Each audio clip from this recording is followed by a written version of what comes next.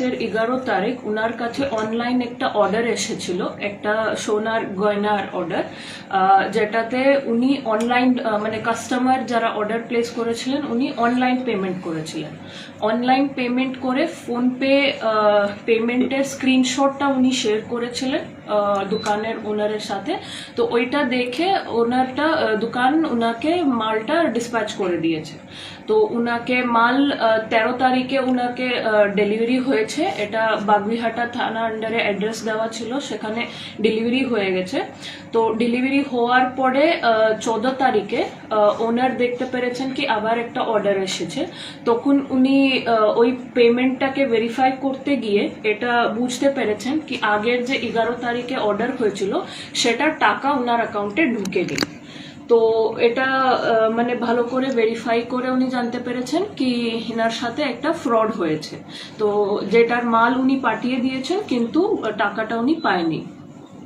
তো উনি এসে থানাকে জানিয়ে যখন কমপ্লেন্ট হয়েছে, আমার হাবড়া থানা ওটাকে তদন্ত করে দেখেছে কি হ্যাঁ এরকম সত্যি হয়েছে কি ইনার অ্যাকাউন্টে টাকাটা ঢুকে নেই, কিন্তু মালটা ইনি বলছেন ডেলিভারি করে দিয়েছেন এবং ইনভয়েস সবকটাই ইনি দেখাইছেন।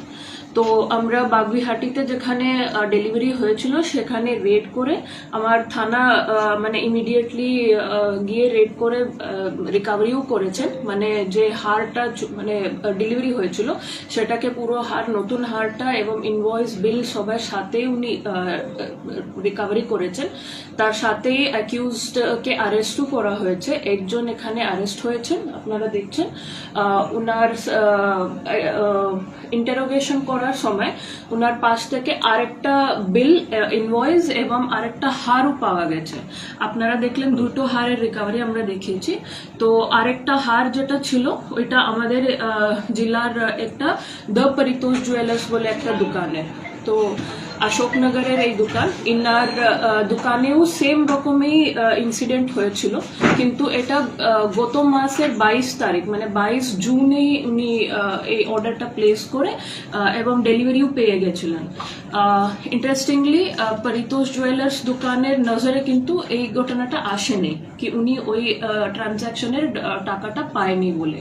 তো এবং যখন আমরা হারটা রিকভারি করে ভেরিফাই করলাম তো উনি জানালেন কি হ্যাঁ উনিও টাকাটা পায়নি কিন্তু মালটা উনি পাঠিয়ে দিয়েছেন। তো এরকম আমাদের টিম দুটো সোনার হারটাকে রিকভারি করেছে, একজন অ্যাকিউজকে ধরেছে এবং ওনার একটা মোবাইল ফোনটাও আমরা সিজ করেছি। এবার আমি বলি আপনাকে কি এটা মোডাস অপারেন্ডি কিভাবে ছিল এনার, মানে কিভাবে ইনি এই রকমের চুরিটা করেছেন। তো প্রথমে ইনি কি করেছেন, একটা ফোনপে অ্যাপ আপনারা সবাই জানেন যেটা পেমেন্টস এর জন্য ব্যবহার হয়। তো ইনি একটা নকল ফোনপে অ্যাপটা তৈরি করেছেন, তৈরি করে নেই মানে এটা ডাউনলোড করেছেন, উনি পেয়েছেন এটা। তো আপনাকে একবার দেখাচ্ছি, স্ক্রিনশট মাধ্যমে দেখাবো কি যদি আপনি দেখেন এইটা আপনার অরিজিনাল ফোনপে লোগো, কিন্তু ইনি ব্যবহার করছেন এই ফোনপে অ্যাপটা যেটা এটারই নকল। তো অ্যাকিউজডের মোবাইল ফোনে দেখা গেছে কি এই রকমের ফোনপে অ্যাপটা ইনি ব্যবহার করছেন। সেখানে গিয়ে উনি যে কোনো অ্যাকাউন্ট মানে যখন উনি অর্ডার প্লেস করে দোকানদার ইনাকে একটা কিউআর কোড পাঠায়। তো ওই কিউআর কোডকে উনি স্ক্যান করে যদি টাকাটা পেমেন্ট করে, মানে ওই অ্যাপ থ্রুই পেমেন্ট, মানে এটা পুরোপুরি ফিকটিশিয়াস, মানে they don't actually make any payment, শুধু ওই কিউআর কোড স্ক্যান করে ওই সমস্ত ডিটেলসকেই দিয়ে উনি পেমেন্ট স্ক্রিনশটটা মানে বার করে ওই অ্যাপের মূলকে। আপনি এটা দেখছেন, so this is the screenshot of the payment details, মানে এই রকমের একটা স্ক্রিনশট স্ক্রিন উনি তৈরি করে ট্রানজাকশনের সমস্ত ডিটেলস দিয়ে। তো এটা ফেক জেনারেট করে এটাকে উনি দোকানদারের সাথে শেয়ার করে দেয়।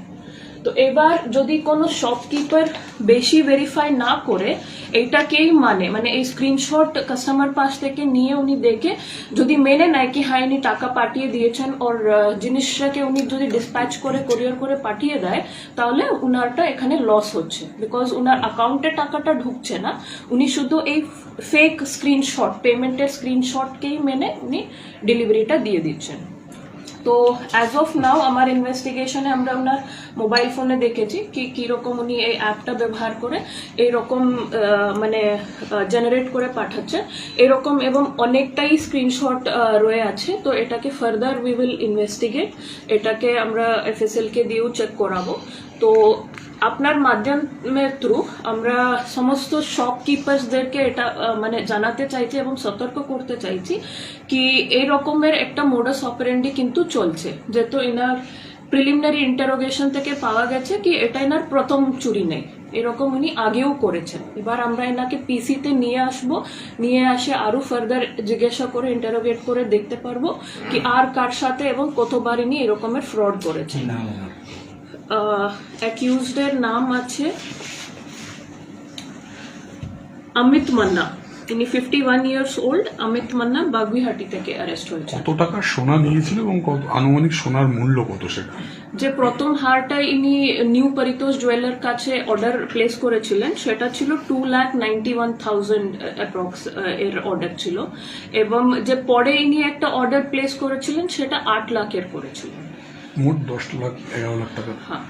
তো দিস ওয়াজ দের অর্ডার। তো আপনার মাধ্যম তরফ থেকে সব দোকানদারকে আমরা এটাই জানাতে চাইছি এবং সতর্ক করতে চাইছি কি আপনারা কাইন্ডলি যখনই অনলাইন অর্ডারটা রিসিভ করেন এবং অনলাইন পেমেন্ট মানে পেমেন্টের স্ক্রিনশট বা পেমেন্ট কনফার্মেশনের কোনো ডিটেল আপনি যদি রিসিভ করে কাইন্ডলি আপনার নিজের অ্যাকাউন্টটাকে একবার ভেরিফাই করবেন। মালটা পাঠানোর আগে আপনার তরফ থেকেও আপনি চেক করে নেবেন কি আপনি ওই অ্যামাউন্টটা রিসিভ করেছেন কি নেই।